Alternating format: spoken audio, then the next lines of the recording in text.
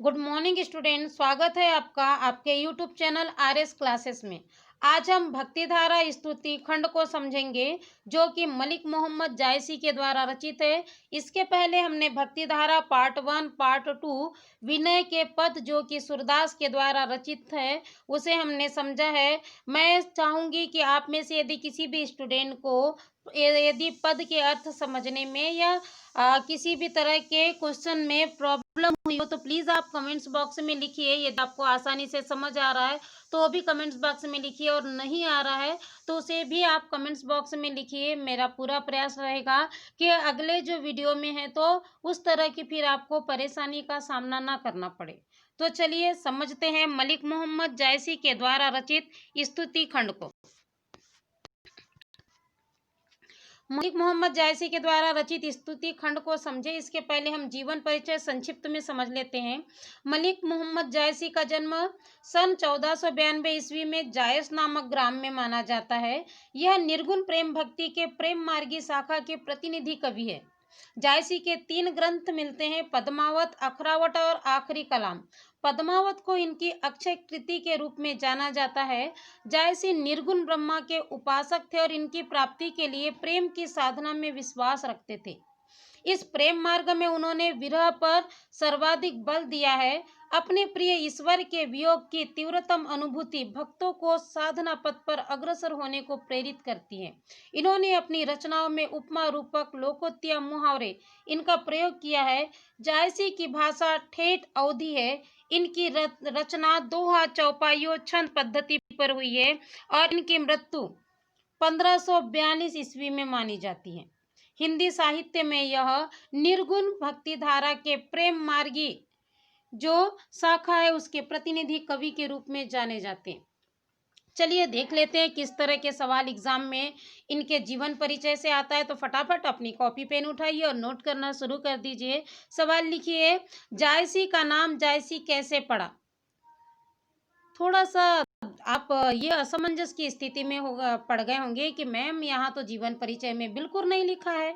तो मैं आपको बता दूं, जायसी का नाम जायसी इसलिए पड़ा क्योंकि जायस नामक ग्राम में जन्म लेने के कारण उनका नाम क्या पड़ा, जायसी पड़ा। चलिए अगला सवाल लिख लीजिए, जायसी की अमर कृति का नाम क्या है।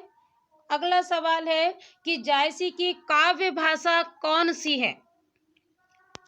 और अगला सवाल लिखिए कि जायसी किस काव्यधारा के कवि के रूप में जाने जाते हैं। यदि आपने जीवन परिचय को अच्छे से समझ लिया है तो आपको इन सारे सवालों के जवाब मिल गए होंगे, और यदि जवाब मिल गए हैं तो प्लीज़ कमेंट बॉक्स में उसे जरूर लिख दीजिएगा। चलिए अर्थ समझते हैं। स्तुति खंड नाम से ही स्पष्ट है। सावरे आदि एक करतारु, जेह जीव दीन कीन संसारू। स्तुति खंड यानी होता है स्मरण करना, प्रार्थना करना, वंदना करना।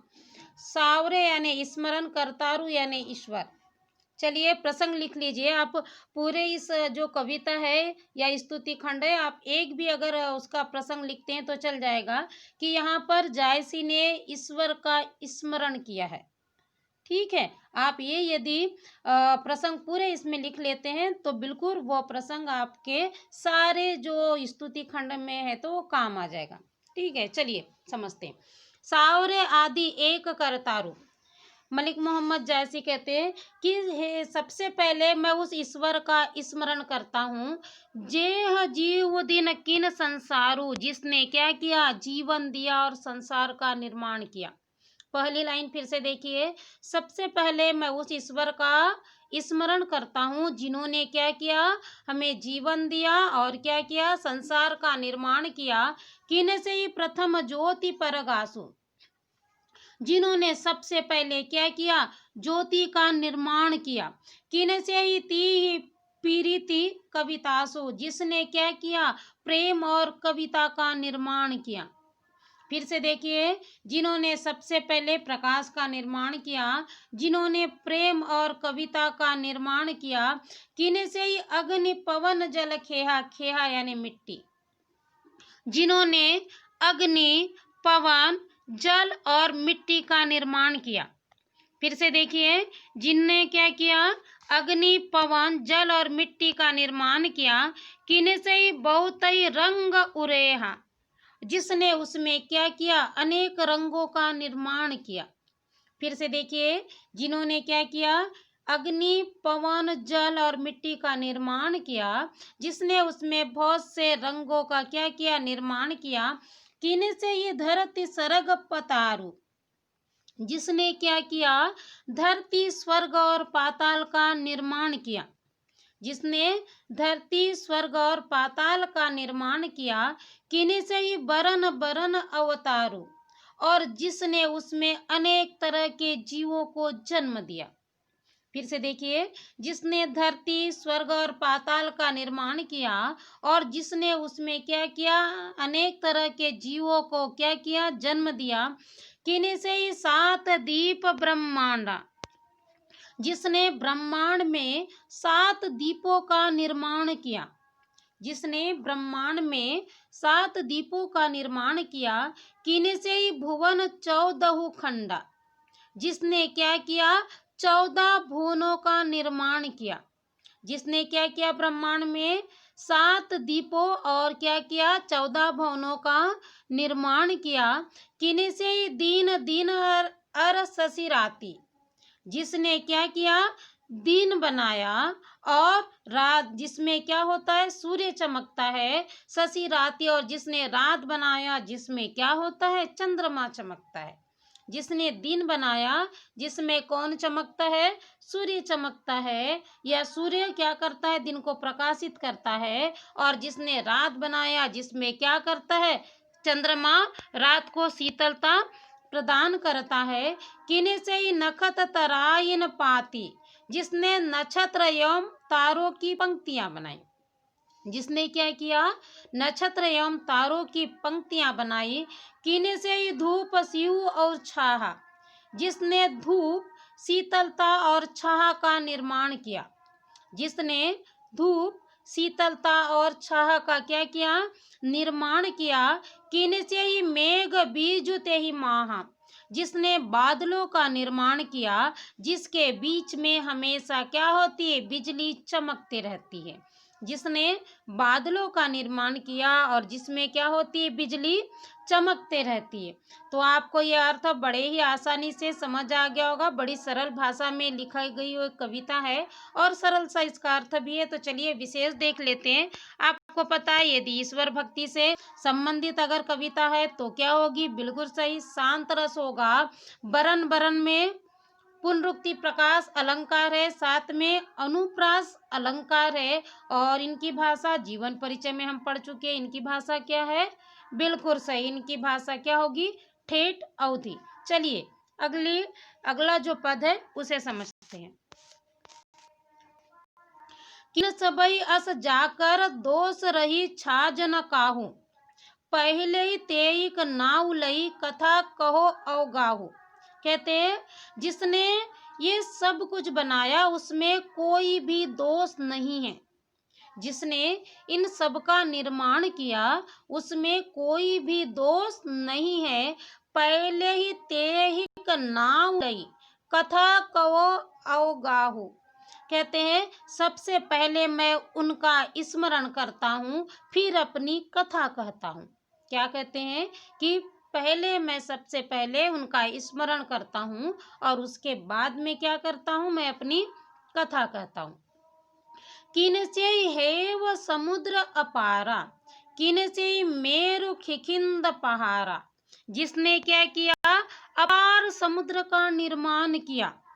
किन से मेरु खिखिंद पहारा, मेरु यानी क्या होता है, सुमेरु, खिखिंद यानी किष्किंधा, है ना, पहाड़ा यानी पहाड़, जिसने क्या किया, अपार समुद्र का निर्माण किया, जिसने सुमेरु और किष्किंधा जैसे पहाड़ का निर्माण किया। क्या कहते हैं, जिसने अपार समुद्र का निर्माण किया, जिसने सुमेरु और किष्किंधा जैसे पहाड़ों का निर्माण किया। किने से ही नदी, नार और झारा, जिसने नदी, नाले और झरनों का निर्माण किया, जिसने नदी, नाले और झरनों का निर्माण किया। किने से ही मगर मच्छ बहुवर्णा, जिसमें मगरमच्छ और बहुत से जीवों का क्या किया, निर्माण किया। जिसने क्या किया, नदी नाले और झरनों का निर्माण किया। जिसने उसमें क्या किया, मगरमच्छ और बहुत से जीवों का निर्माण किया। कीने से ही सीप मोती बहु भरे, जिसने मोती से भरे हुए सीप का निर्माण किया।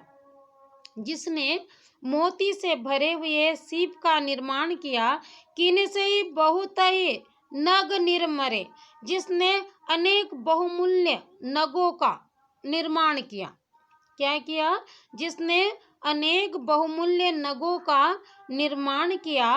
कीने से ही वन खंड और जड़ी मूरी, जिसने वन खंड का निर्माण किया और अनेक जड़ी बूटियों का निर्माण किया। जिसने वन खंड या आप बोल सकते वन और जड़ी बूटी का निर्माण किया।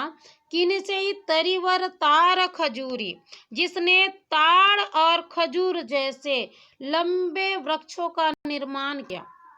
जिसने ताड़ और खजूर जैसे लंबे या ऊंचे वृक्षों का निर्माण किया। कीने से ही साउज आरन रही, आरन यानी होता है जंगल, साउज यानी पशु। जिसने पशु बनाए जो कहाँ रहते हैं, जंगल में रहते हैं।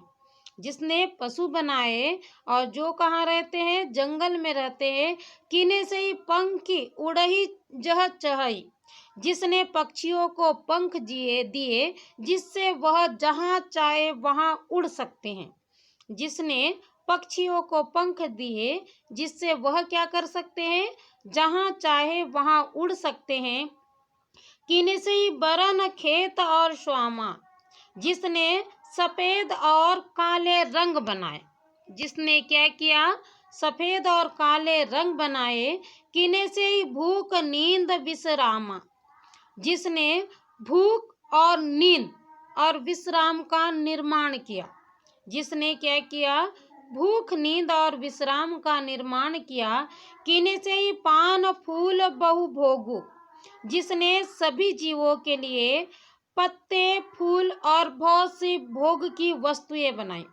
जिसने सभी जीवों के लिए पत्ते फूल और बहुत सी भोग की वस्तुएं बनाई। कीने से ही बहु औषध बहु रोगु, जिसने बहुत सी औषधि और बहुत से रोगों का निर्माण किया। या आप इस तरह भी कह सकते हैं कि जिसने बहुत से रोगों के लिए बहुत सी औषधि का क्या किया, निर्माण किया। आगे देखिए, निमिख न लागा कर ओही सबई कीन एक पल, ये सब कुछ का निर्माण करने में उसे एक पल भी नहीं लगा। क्या कहते हैं, इस सब का निर्माण करने में उन्हें क्या नहीं लगा, एक पल भी नहीं लगा। गगन अंतरिक राखा बाज खंभ बिनु टेक, और आसमान और अंतरिक्ष को, है ना, और आसमान और अंतरिक्ष को बिना किसी खंबे के ही, बिना किसी सहारे के ही लटका कर रख दिया। क्या कहते हैं कि जिसने इन सब का निर्माण किया, इस सब के निर्माण में उसे एक पल का भी समय नहीं लगा, और जिसने आसमान और अंतरिक्ष को बिना किसी खंबे के ही क्या किया, लटका कर रख दिया।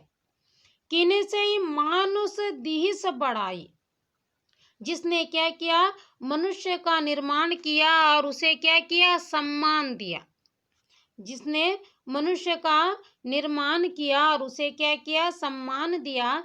कीने से ही अन्न भुगुत ते ही पाई, जिसने उसे खाने के लिए क्या किया, अन्न का निर्माण किया।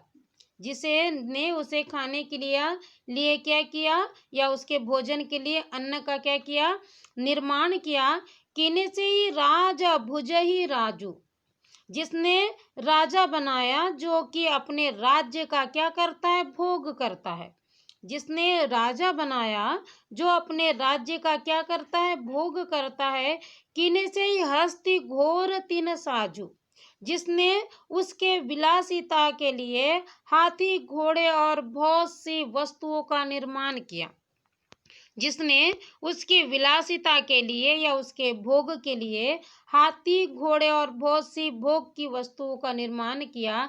कीने से ही तीन कह बहुत बेरासु, जिसने कुछ लोगों को या बहुत से इंसानों को क्या किया, बेसहारा बनाया। जिसने बहुत से इंसानों को क्या किया, बेसहारा या लाचार बनाया। किने से ही को ठाकुर को दास हो, जिसने किसी को स्वामी तो किसी को दास बनाया। जिसने क्या किया, किसी को स्वामी तो किसी को क्या किया, दास बनाया। किने से ही दरब गरब जी होई, जिसने गर्व का निर्माण किया जिसमें सब जीते हैं। क्या किया, जिसने गर्व का निर्माण किया जिसमें सब जीते हैं। किने से ही लोभ अघाई न कोई, जिसने लोभ का निर्माण किया जिससे आज तक कोई भी संतुष्ट न हो पाया है। क्या कहते हैं, जिसने लोभ का निर्माण किया जिसके कारण या जिससे आज तक कोई भी संतुष्ट नहीं हो पाया है। किन से ही जीवन सदा सब चाहा, जिसने जीवन बनाया जिसे सब जीना चाहते हैं। जिसने जीवन बनाया जिसे सब जीना चाहते हैं। किन से ही मिचू न कोई राहा, जिसने मृत्यु बनाया जिसे कोई पाना नहीं चाहता। फिर से देखिए, जिसने जीवन बनाया जिसे सब जीना चाहते हैं, जिसने मृत्यु बनाई जिसे कोई पाना नहीं चाहता। किने से ही सुख और को आनंद, जिसने किसी को सुख और आनंद दिया। किने से ही दुख चिंता और द्वंद्व, तो किसी को उन्होंने दुख चिंता और द्वंद्व दिया। क्या कहते हैं कि जिसने किसी को सुख और आनंद दिया, तो जिसने किसी को दुख चिंता और द्वंद्व दिया। किने से ही कोई भिखारी कोई धनु, जिसने किसी को भिखारी तो किसी को धनी बनाया। किने से ही संपत्ति विपत्ति पुनि घनी, जिसने किसी को अत्यधिक संपत्ति दी तो किसी को अत्यधिक परेशानी दी। जिसने किसी को अत्यधिक संपत्ति दी तो किसी को अत्यधिक परेशानी दी। किने से ही को निभरोसी, किने से ही कोई बरियार, जिसने किसी को कमजोर तो किसी को बलशाली बनाया। जिसने किसी को कमजोर तो किसी को बलशाली बनाया। छार हुते सब किनसी, पुनि किनसी सब छार, किंतु उसने सभी को मिट्टी से बनाया और बाद में सभी को मिट्टी में मिला दिया। अंतिम लाइन बड़ी महत्वपूर्ण है। क्या कहते हैं कि जिसने किसी को कमजोर तो किसी को बलशाली बनाया, मगर उसने क्या किया, सभी को मिट्टी से बनाया और बाद में क्या किया, सभी को मिट्टी में मिला दिया। इस तरह हमने मलिक मोहम्मद जायसी के द्वारा रचित कविता जो स्तुति खंड है उसके सभी जो पद है, तीनों पद है, उसके हमने अर्थों को समझा। एक सरल सी कविता है और एकदम से ज़्यादा कठिन इसकी शब्दावली नहीं थी। तो मुझे पूरी उम्मीद है कि सरल कविता होने के कारण आपको इसका अर्थ बड़े ही आसानी से समझ आ गया होगा। और यदि आपको अर्थ समझ आ जाता है तो इससे जो संबंधित प्रश्न है जो पीछे बुक में दिए हुए हैं वो भी आपसे बन जाएंगे। यदि नहीं बनते हैं तो आप मुझे कमेंट्स बॉक्स में लिख दीजिएगा। नेक्स्ट मेरे वीडियो में मैं उसका ज़रूर सॉल्व करके आपको उसका एक अलग से वीडियो बना के दूंगी। और इसके पहले मैं जो हमने अभी तक पढ़ा है इसका विशेष फिर से देख लेते हैं। विशेष क्या होगा, जो हमने कविता पढ़ा है ये, इसमें विशेष बिल्कुल सही बात। रस क्या होगा, शांत रस होगा। साथ में भाषा ठेठ अवधि भाषा है, अनुप्रास अलंकार है, ठीक है। और निर्गुण ब्रह्मा के बारे में यहाँ पर उनका स्मरण किया गया है। तो इस तरह आज हमने स्तुति खंड को समझ लिया है और मुझे पूरी उम्मीद है आपको बेहतर समझ आ गया होगा। यदि आपको समझ आता है तो प्लीज़ इसे ज़्यादा से ज़्यादा लाइक कीजिए। और हाँ, अपने तक बिल्कुल सीमित मत रखिए, अपने मित्रों को इसे अधिक से अधिक शेयर कीजिए ताकि उन्हें भी इसका लाभ मिल सके। घर पर रहिए मगर अपनी पढ़ाई को बिल्कुल जारी रखिए। धन्यवाद।